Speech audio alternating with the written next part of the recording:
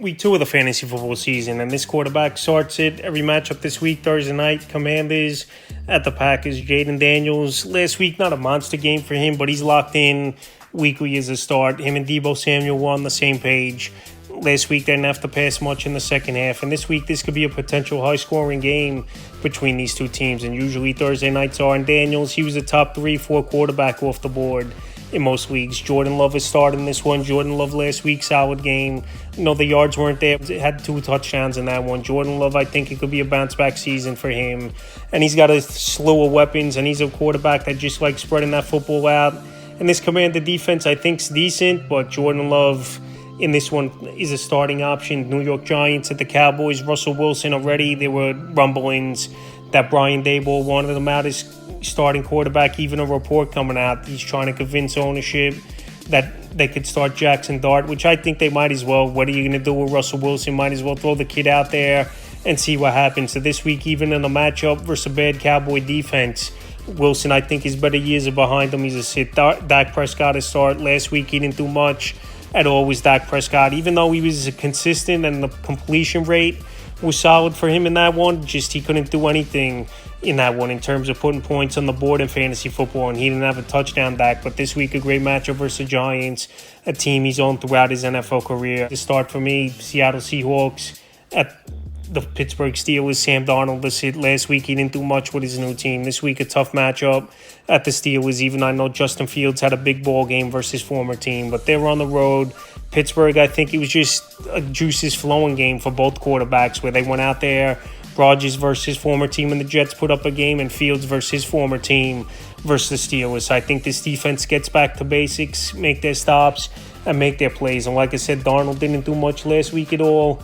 And this week in a tougher matchup is it. Aaron Rodgers, a fringe option. Like I said last week, everything he wanted happened with Rodgers. He had a grudge versus the whole Jet organization after they cut him loose for no reason, after he busted it to get back after tearing the Achilles a few seasons ago. But this week, he's a fringe option. Seattle, to me, a middle-of-the-pack defense. And the weapons on this offense aren't all that great as well. DK Metcalf, Calvin Austin had a nice game, Jonnu Smith, but it's nothing where I think it was better than last season. What he had was Aaron Rodgers. So this week, he's a fringe option. Los Angeles Rams at the Titans. Matthew Stafford, I actually think he's a starting option. When you got 2 wideouts like Puka Nacua, Devontae Adams, and Kyren Williams out of the backfield, things are going to get going. And this Tennessee defense, I know, is a pretty decent unit. Last week, 3 turnovers they caused on Bo Nix in that game. But like I said, with these weapons, and Matthew Stafford's a gunslinger, and it looks like he was pretty healthy last week in that one versus the Texans. He's a start for me. Cam Ward to sit last week. There wasn't much going on for Cam Ward. He's going to have the growing pains, but he's a hard worker. First guy in the facility,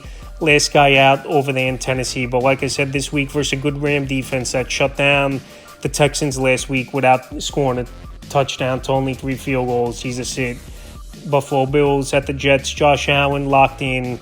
Start each and every week. The only thing I would say about Allen is the Jets have had his number in MetLife over the last couple of seasons, where his numbers have only been 15, 20 fantasy point range. Last week versus Baltimore in that amazing comeback victory down 15 in the fourth, he would up the scoreboard. He put up a lot of fantasy points, and he might have found his number 1 wideout as well in Keon Coleman. So obviously, even in a matchup that's been trouble a little bit for him, he'd start each and every week, the first or second quarterback off the board in most drafts. Justin Fields a start. Last week, monster game. Him and Garrett Wilson, they're locked in. Brees Hall look good in the backfield. And Fields, we know he's going to rush 40, 50 yards minimum per game. And this one, it could be a ball game where he is running a whole lot in this one to put points on the board, where the Jets know they got to do that to keep up with this offense, even though last week the Jets did score 32 versus Pittsburgh and still lost.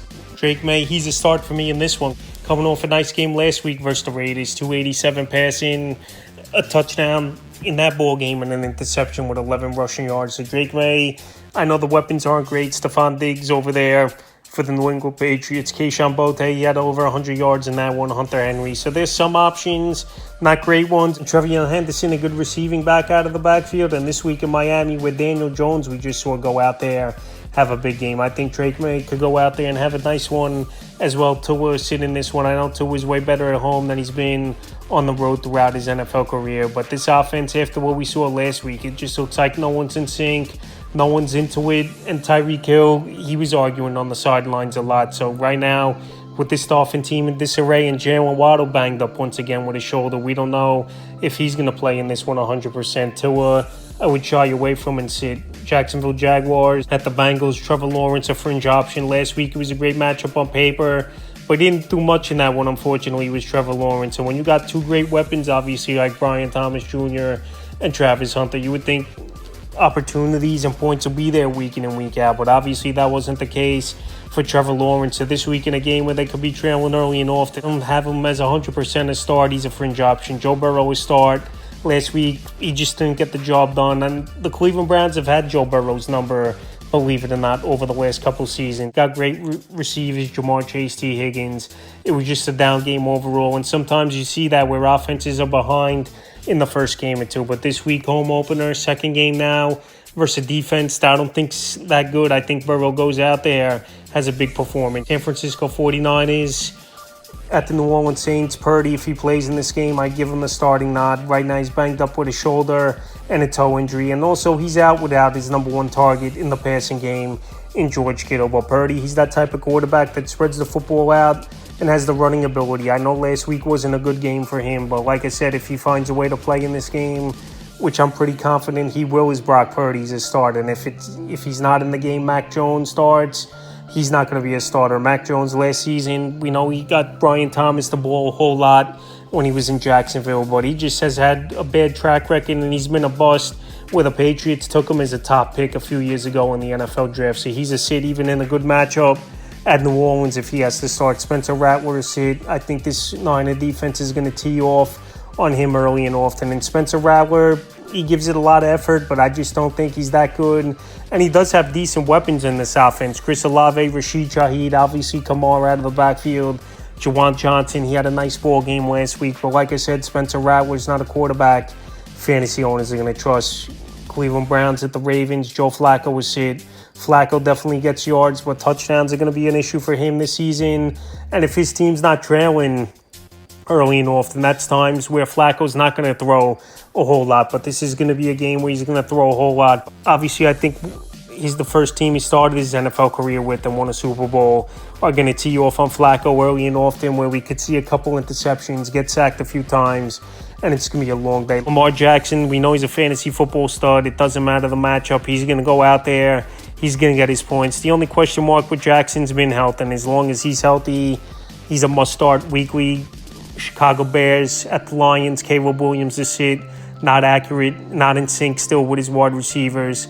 Learning the Ben Johnson playbook, which could be an issue as well for Caleb Williams, where last season it took him a majority of the season to learn that offense over there. And I know he's got great weapons. DJ Moore, Rome Odunze, Luther Burden, Swift out of the backfield, Colston Loveland. But like I said, Caleb Williams, he didn't look right at all in that ball game versus Minnesota. And I think Detroit's defense comes out fired up.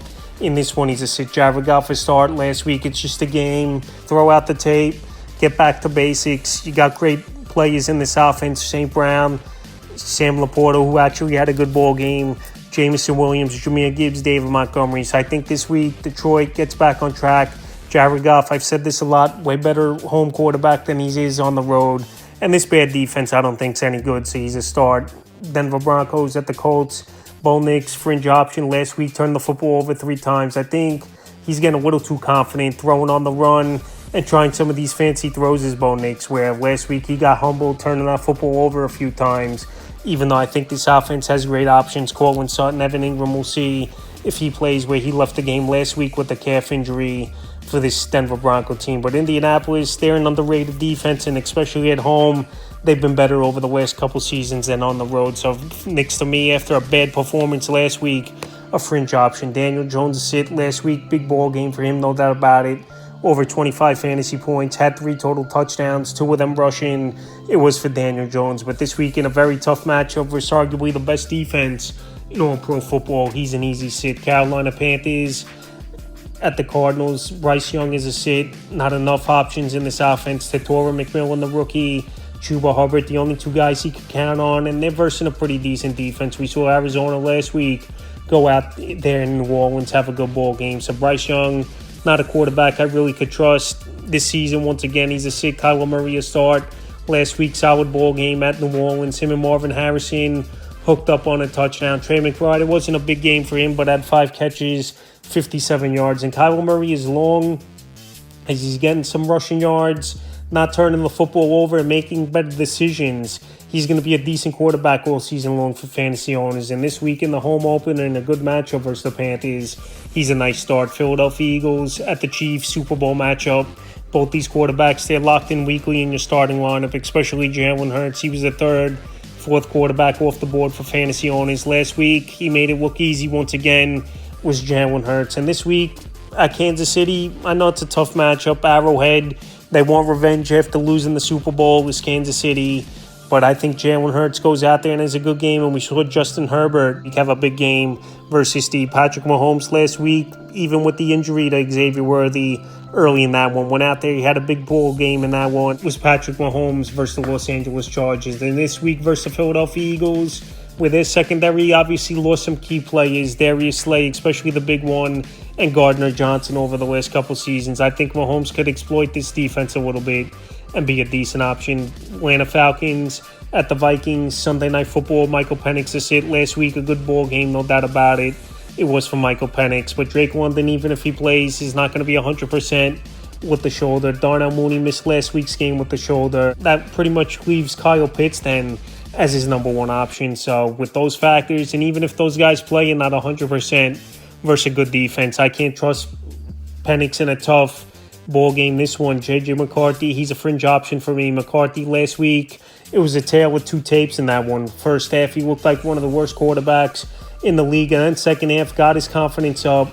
And once he got Justin Jefferson that ball at times and got that first touchdown out of the way, he got things going with a wheel route down the sidelines, 27 yards past to Jones, and then a big man play running out of the pocket, breaking the tackle with 2, finding the end zone. So McCarthy, like I said, he was a top quarterback pick last season's draft. Missed a year with the knee, but week 1 showed resiliency and showed he could play in this league. So this week, to me, though, have to see a little bit more. So he's a fringe option. And the final with 2 games, both Monday night, Tampa Bay Buccaneers at the Texans. Baker Mayfield, he's locked in weekly as a starter. Last week, him and Emeka Egbuka hit on 2 touchdowns. And Baker Mayfield, he's a quarterback. He's going to go out there. He's going to swing the rock 35, 40 times. Great options in the offense. Mike Evans, Emeka Egbuka, Bucky Irvin out of the backfield.